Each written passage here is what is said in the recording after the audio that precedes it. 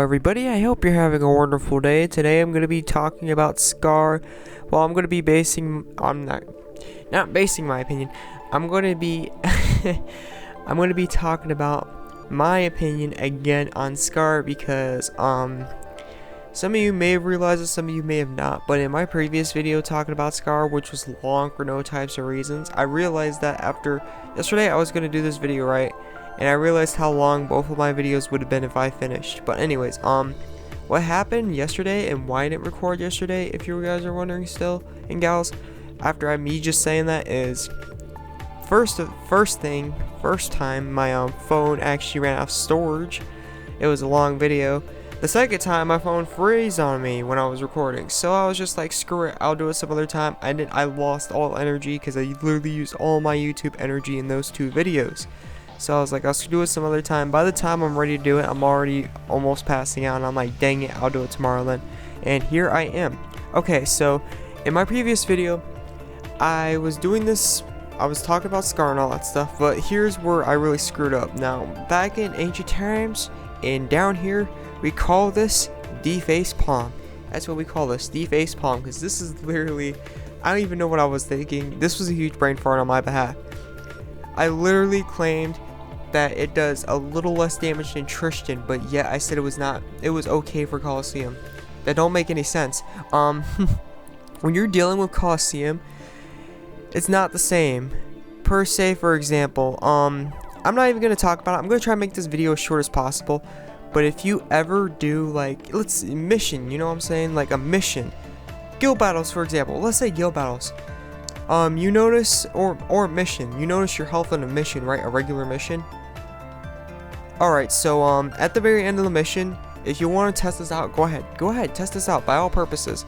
I want to do it in this video, but I want to make it as short as possible, so I'm not going to be testing this out or anything, because in my previous video, I tried this, and it was like 20 minutes long, so, at the very end, when you're at the boss battle, let's say you're doing the, just for test purposes, the 120 recommended Threat of Homunculus.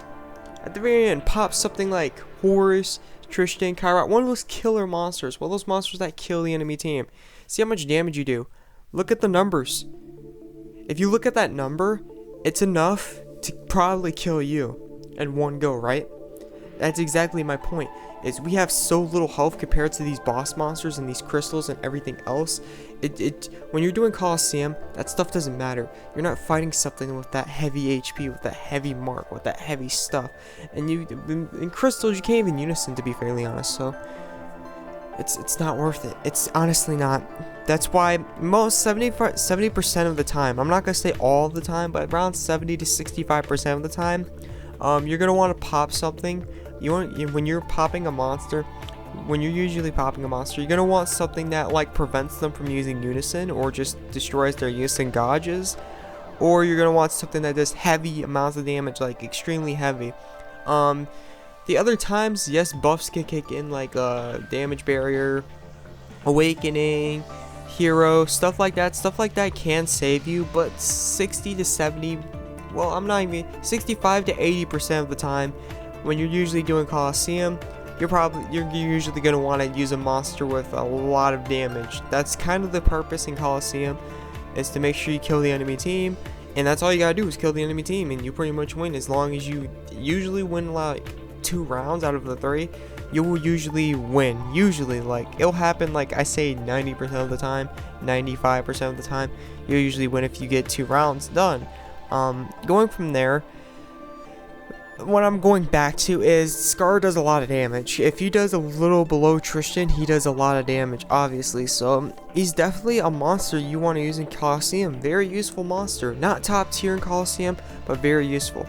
Player versus enemy, on the other hand, this is one of the best. I cannot stress this. This is one of the best monsters to use in player versus enemy. Top 3, no questions asked. Top 1.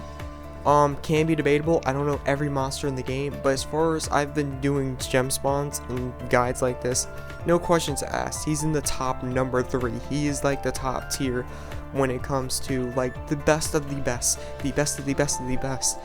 When it comes to player versus enemy, absolutely. When you're late game, you're going to be dealing with a lot of monsters. They hit hard. They hit heavy, they hit fast, and they most of the time, like say 80 to 90% of the time, 75 to 90% of the time, when they're usually hitting hard, heavy, and fast, I'm not gonna say fast, but hard and heavy, it usually has to do with them buffing themselves. And let me tell you, a simple attack with these types of monsters will buff themselves. If you use Destructive Collapse, right there, you stop them in their tracks completely. All their buffs are gone, and they cannot buff themselves for a full 60 seconds. If you use Scar, I'm literally serious, you might not be qualified thanks to your gear score, but if you have Scar and they know you can at least survive, they're going to bring you in there with you on the lobby of whatever you're planning to do that you shouldn't be doing, but since you have Scar and you can survive, they're going to bring you. That's how OP Scar is. Like, our Scar is really good for player versus enemy, like really good. You're going to be dealing with those monsters later on. If you plan on staying in this game for a long time, they're going to be hard. They're going to be hitting heavy, they're going to be hitting fast. If you use this, it will block them from buffing themselves. They will buff themselves so quick, like they'll buff themselves like Sonic on steroids. Like Sonic the Hedgehog, they'll buff themselves like Sonic on steroids. I swear to God, bro. They will buff themselves really quick, really fast, like a normal attack can buff these monsters. With that, you don't have to worry about any of that. You don't have to worry about pure, like, it nullifies so much strategy that you might have to use on defeating the monster and everything. Like, you thought you was getting stronger, you thought you was buffing yourself, psych, pop Scar. He can no longer use the mechanic that makes the team like desolated, destroyed, wasted, pretty much smacked around. Like, he's so useful in player versus enemy, it is ridiculous. And he casts Frenzy, so on top of all that, he has something for your character that nullifies status alignments and debuffs. So pretty much the first killer when it comes to fighting a really hard monster is status alignments. Status alignments is mainly the #1 killer when you're fighting a monster, because they'll pop like blind, confusion, paralyzation all at once depending on the late end game monster you're fighting. The second one is how many times they buff themselves and how many times they attack, because they could be doing a lot of damage as well. They could be hitting hard, heavy, and fast, and that pretty much nullifies that. Plus that Frenzy will nullify status alignments, at least for yourself, so that nullifies pretty much what kills people in like player versus enemy. So very good for player versus enemy. One of the best monsters in the game, all hands down, no questions asked, player versus enemy wise. Guild battle wise, this is a very good monster as well, highly recommended. But once you're past the point of early S rank, you get to mid S rank and you get to late S rank, this monster is going to start becoming useless, because you already seen what these people do.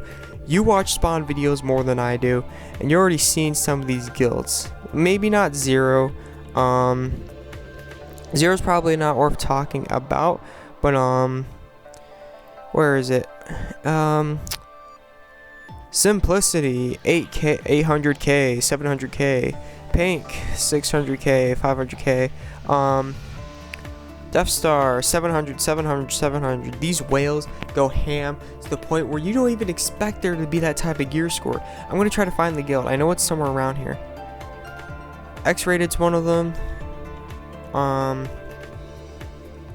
Clam down. This may take a while. I might have to cut the video if I don't find it within like 5 seconds. My point is, screw it. I can't even find the guild, but my point is they will like crazy. Whether you watch Kaios, Smexy Van, whatever gem spawner you watched on Paku, whatever gem spawner, I don't watch their videos. I just wanted to see what the heck they were doing on YouTube. I felt like since everybody was doing this on YouTube, actually people had like useful videos. That's not the case. So that's what I'm here doing. I'm going to be doing more helpful videos when I can. At the time, I can only do gem spawns. I'm going on from there.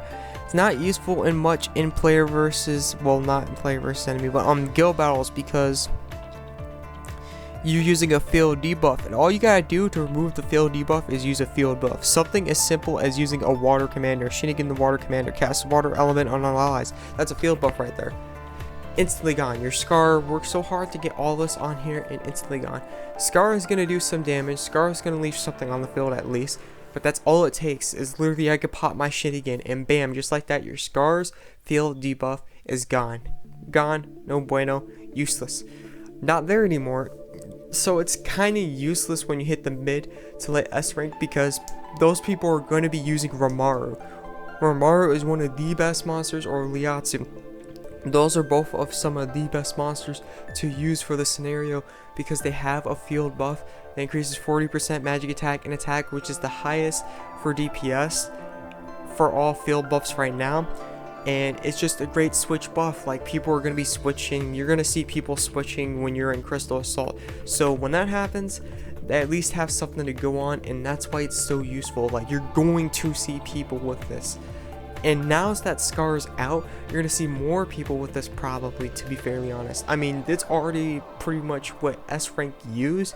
Like, it's already a requirement. Even without Scar on the field, using these buffs, some of these buffs that help increase DPS overall, very helpful, and people are already using them. They play an important role already, but now since they have Scar, they might even have more. I mean, they're whales. They're going to have stuff like that. Like, they throw spawns, they throw money and gems at spawns like it's the strip club, and the monster is the stripper. Seriously, in this case, Scar is the stripper, and they just sliding the money right inside the spawn like they're in a strip club. I swear to God, like, they be throwing so much money, you think they're throwing their college tuition at the spawn. I swear, bro, like, they use a lot of gems, so you can expect them to have Ramaru, probably full pot. You could expect them to have Liatsu whenever she comes out full pot. You could probably expect them to have full pot. You could expect a lot of things that they have. Like, they probably, like, it's probably like the Pokemon for them. They gotta catch them all. Seriously, like, they have so much money they spend on this game, it's ridiculous. With that being said, that's pretty much why Scar would be very useful at, like, the very beginning until you hit mid S rank. Early S rank still very useful, but once you hit like mid S rank, not as useful, because that's when you start seeing people like Ramaru and all this stuff. That's when you start seeing the harder guilds, and the guilds that actually pay to win. They have so much money, it's ridiculous. They spawn, and they get all this stuff. It's just ridiculous. Like, you're gonna be dealing with a lot of ridiculousness at that point. With that being said, I hope this helped out. Definitely, I know this is a trap spawn, but this is such a good monster, and it's gonna be limited time as well, so that means you probably won't see it ever again. If you can't get this monster, I highly recommend it. On top of it, it's Star, one of the best elements to Unison battle with, because light and darkness are weak against Star. Again, so if you can't get this monster, I definitely recommend it. It's going to be a lot of gems to actually obtain, because this is a ridiculous amount. Like, they're not giving a lot of medals, so it's going to be a lot of gems before you will usually obtain it. You might obtain it through the jackpot, but if you don't, it's like, again, it's a lot of gems. This would be originally a treasure trap, but since there's Scar in it, it's not going to be easy to obtain Scar at all. Don't get me wrong. It's going to cost a couple hundred gems. I'm talking like probably 500 to 900 to be fairly honest. But if you can get Scar, I would definitely recommend getting Scar, because he's really, really good. Like, I'm not going to say he's worth every penny. He is not worth a couple $100 to be fairly honest. But overall, he's a monster you want to grab. He's a monster you want to get. He's one of the best out there right now. With that being said, I hope this helped, and I will see you in the next video. This is the AzureWrath. I'm out. Peace.